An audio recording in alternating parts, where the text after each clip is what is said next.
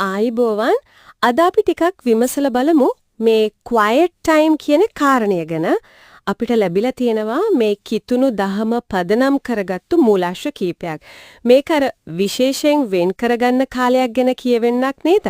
දෙවියන් එක්ක සම්බන්ධයක් අවධානයක් ගැන. ඉතින් බලමු මේ මූලාශ්‍ර ඇසරෙන් අපිට මොනවද ඉගෙන ගන්න පුළුවන් කියලා.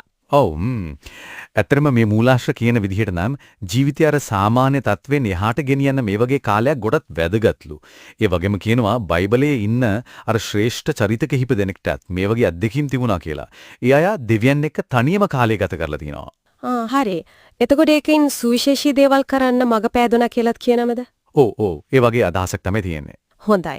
එහෙමනම් අපි බලමු මේ මූලාශ්‍ර කියන විදිහට මේ quiet time කියන එක හරියටම කරන්නේ කොහොමද? මේක ශාරීරිකව කොහේ හරි යන එකක්ද? නැත්නම් ඊට වඩා මානසික දෙයක්ද? ඇත්තම මූලාශ්‍රය වල නම් වෙඩිපුරම අවධානය කරන්නේ ඉන්න තැනටත් වඩා මනස හසුරුවන විදිහ ගැන. ඒ කියන්නේ පුළුවන් නම් නිස්කලංක තැනක් හොයාගන්න කියනවා. ඊට පස්සේ හොඳට රිලැක්ස් වෙන්න, ශරීරය මනස සැහැල්ලු කරගන්න කියලා.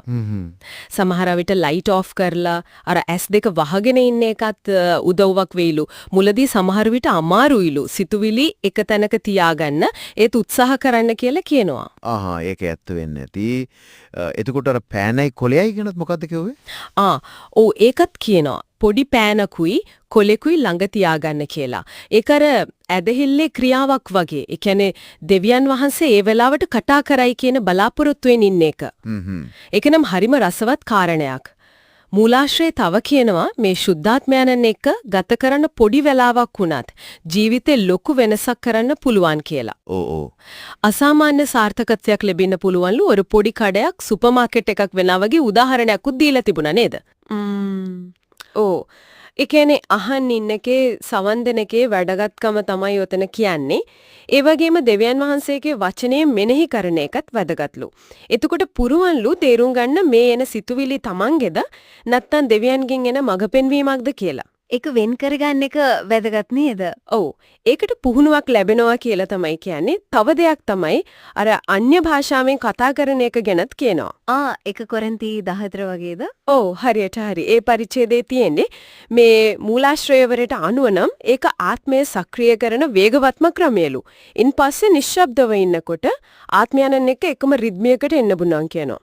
ඒ කියන්නේ සින්ක්‍රොනයිස් වෙනවා වගේ. සින්ක්‍රොනයිස් වෙනවා. ඒ කියන්නේ දෙවියන් වහන්සේගේ කැමැත්ත, උන්වහන්සේගේ අරමුණ, උන්වහන්සේගේ කාලසටහන ඒක තමන්ගේ ජීවිතේ ගැලපෙනවා කියන එක. එතකොට මේ ඔක්කොමෙන්ම මඟ පෙන්වීම ලැබෙනවා, සාර්ථකත්වය ලැබෙනවා, ඒ වගේම ලොකු සාමයකුත් ලැබෙනවා කියලාද කියන්නේ? ඒක තමයි ප්‍රධානම දේ. මූලාශ්‍රය අර යසාය 19:3 පදයට මතක් කරනවා ශාලෝම් කියන වචන දෙකෙන් කියවෙන පූර්ණ සමාදානය ගැන. ශාලෝම් කියන්නේ නිකම්ම සාමයක් නෙවෙයිද? නෑ. මූලාශ්‍රයට අනුව ඒක ඊට වඩා ගැඹුරුයි. ඒ කියන්නේ සම්ෘද්ධියත් කියන සම්පූර්ණ සාමයක්, දිව්‍යන් වහන්සේගේ සැලැස්ම එක්ක එකඟව ජීවත් වෙනකොට ලැබෙන ස්ථිර ගැඹුරු සාමයක්. එහෙමනම් හරිම පැහැදිලි. මේ අපි කතා කරපු දේවල් වලින් අපිට තේරෙනවා මේ මූලාශ්‍ර වලට අනුව quiet time කියන්නේ නිකන් ඉන්න එකක් නෙවෙයි. ඒක හිතාමතාම දෙවියන් වහන්සේට අවධානය දෙන්න, සම්බන්ධ වෙන්න, මඟ පෙන්වීම ගන්න, අර කිව්වා වගේ උන්වහන්සේගේ සැලැස්ම එක්ක සින්ක්‍රොනයිස් වෙන්න වෙන් කරගන්න කාලයක්. ඒ වගේම තව එක දෙයක් තියෙනවා මූලාශ්‍ර වල අන්තිමට වගේම අතුවෙන්නේ. ඒ තමයි මේ පුරුද්දෙන් Tamanටම අනන්‍ය යුනික් ජීවන අරමුණක් තියෙනවා කියලා තේරුම් ගන්න පුරුවන් වෙන එක. ඒකත් වැදගත්.